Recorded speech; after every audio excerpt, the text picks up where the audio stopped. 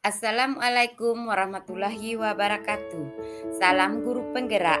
Pada kesempatan ini, saya akan membahas eksploitasi konsep refleksi diri tentang pemikiran Ki Hajar Dewantara. Menurut Ki Hajar Dewantara, pendidikan diartikan sebagai tuntunan dalam hidup tumbuhnya anak-anak. Dan juga Ki Hajar Dewantara mengatakan maksud pendidikan adalah menuntun segala kodrat yang ada pada anak-anak agar mereka dapat mencapai keselamatan dan kebahagiaan yang setinggi-tingginya, baik sebagai manusia maupun sebagai anggota masyarakat. Perlukah tentukan itu pendidikan? Menurut Ki Hajar Dewantara, meskipun pendidikan itu hanyalah tuntunan saja di dalam hidup tumbuhnya anak-anak, tetapi perlu juga pendidikan itu berhubungan dengan kodrat, keadaan, dan keadaannya setiap anak. Andai kata anak tidak baik dasarnya, tentu anak tersebut perlu mendapatkan tuntunan agar semakin baik budi pekertinya.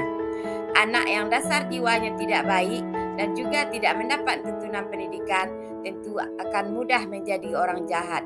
Anak yang sudah baik dasarnya juga masih memerlukan tuntunan, tidak saja dengan tuntunan itu ia akan mendapat kecerdasan yang lebih tinggi dan luas.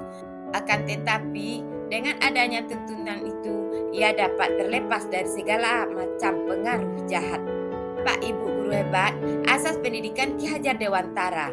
Pendidikan dan pengajaran merupakan usaha persiapan dan persediaan untuk segala kepentingan hidup manusia, baik dalam hidup masyarakat maupun hidup berbudaya dalam arti yang seluas-luasnya.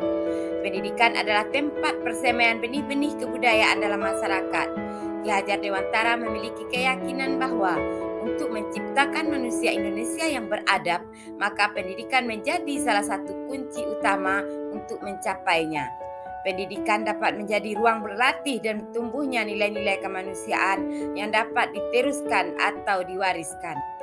Dasar-dasar pendidikan yang menuntun, menurut Ki Hajar Dewantara menjelaskan bahwa tujuan pendidikan yaitu menuntun segala kodrat yang ada pada anak-anak agar mereka dapat mencapai keselamatan dan kebahagiaan yang setinggi-tingginya, baik sebagai manusia maupun sebagai anggota masyarakat.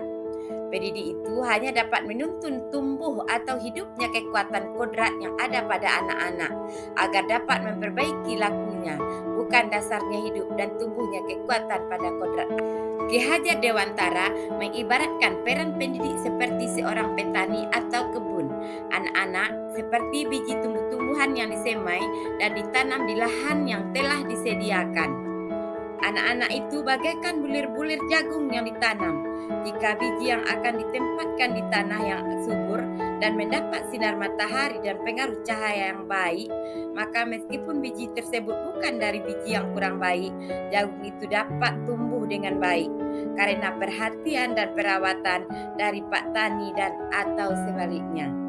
Meskipun biji jagung disemai dengan kualitas yang baik, tetapi jika tumbuh di lahan yang gersang dan tidak mendapatkan pengairan serta cahaya yang cukup atau tangan dinginnya Pak Tani, maka biji jagung tersebut mungkin tumbuh tetapi tidak secara optimal. Dalam proses menuntun anak diberi kebebasan, namun pendidik sebagai pamong dalam memberi tuntunan dan arahan agar anak tidak kehilangan arah dan membahayakan dirinya.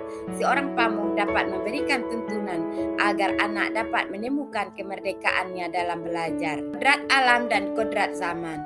Ki Hajar Dewantara mengelaborasi pendidikan terkait kodrat alam dan kodrat zaman, yaitu dalam melakukan pembaharuan yang terpadu, hendaknya selalu diingat bahwa segala kepentingan anak-anak didik, baik mengenai hidup diri pribadinya maupun hidup masyarakatnya, jangan sampai meninggalkan segala kepentingan yang berhubungan dengan kodrat keadaan, baik pada alam maupun zaman.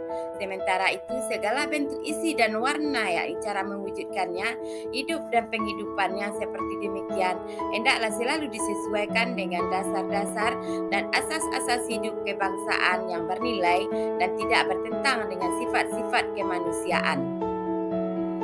Lebih lanjut, Ki Hajar Dewantara menjelaskan, keluarga menjadi tempat yang utama dan paling baik untuk melatih pendidikan sosial dan karakter yang baik bagi seorang anak. Keluarga merupakan tempat bersemainya pendidikan yang sempurna bagi anak untuk melatih kecerdasan budi pekertinya, pembentukan watak individual. Keluarga juga merupakan sebuah ekosistem kecil untuk mempersiapkan hidup anak dalam masyarakat yang dibanding dengan institusi pendidikan lainnya. Perubahan budi pekerti, menurut Ki Hajar Dewantara, budi pekerti diartikan sebagai perpaduan antara cipta, karsa, sehingga menciptakan karya. Pendidikan harus mampu mengubah budi pekerti peserta didik menjadi lebih baik. Konsep pemikiran Ki Hajar Dewantara yang telah saya lakukan di kelas yaitu yang pertama, mengikuti perkembangan zaman dengan berbagai pemanfaatan iptek pada proses pembelajaran melalui platform yang menarik. Yang kedua, sistem AMONG dengan memberikan kebebasan kepada peserta didik menemukan sumber belajar seluas-luasnya untuk menemukan pengetahuan baru baik secara individu maupun per kelompok. Nah, itulah Bapak Ibu, refleksi dari saya tentang pemikiran Ki Hajar Dewantara.